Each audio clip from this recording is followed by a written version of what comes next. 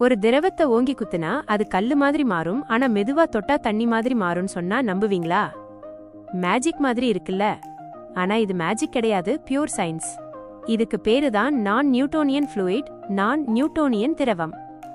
நம்ம சாதாரண தண்ணி இருக்குல்ல, அத நீங்க மெதுவா தொட்டாலும் பலமா அடிச்சாலும் அது தண்ணியா தான் இருக்கும். ஏன்னா அது நியூட்டனோட விதிகளுக்கு கட்டுப்படுது.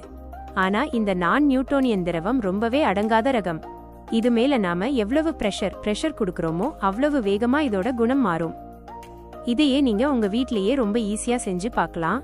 கொஞ்சமா சோள மாவு, அதாவது கார்ன்ஃப்ளவர், கார்ன் ஸ்டார்ச் எடுத்துக்கிட்டு அதுல கொஞ்சமா தண்ணி ஊத்தி மிக்ஸ் பண்ணீங்கன்னா ஒரு லிக்விட் ரெடி ஆகும். அதுக்கு பேரு ஊப்லெக். இப்போ இந்த திரவத்தை ஒரு பாத்திரத்துல வச்சுக்கிட்டு உங்க கைய வச்சு ஓங்கி ஒரு குத்து குத்துனீங்கன்னு வைங்க. உங்க கை உள்ளேயே போகாது. ஒரு பாறை மேல அடிக்கிற மாதிரி சம கெட்டியா இருக்கும். உங்க கைக்கு வலியே எடுத்தாலும் ஆச்சரியப்படுறதுக்கு இல்ல. ஆனா அதே கைய அப்படியே மெதுவா சாஃப்டா அந்த லிக்விட் மேல வச்சீங்கன்னா ஆச்சரியமா உங்க கை அப்படியே தண்ணிக்குள்ள போற மாதிரி உள்ள இறங்கிடும்.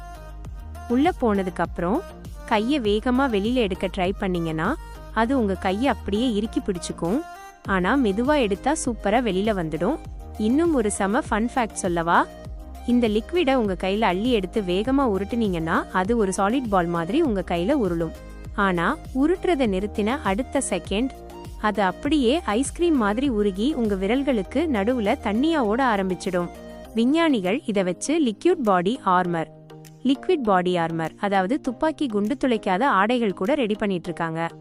ஏன்னா குண்டு வேகமா வந்து தாக்கும் போது இது உடனே இரும்பு மாதிரி மாறிடும். இந்த மேஜிக் திரவத்தை நீங்க வீட்ல செஞ்சு பார்க்க போறீங்களா? கமெண்ட்ல சொல்லுங்க.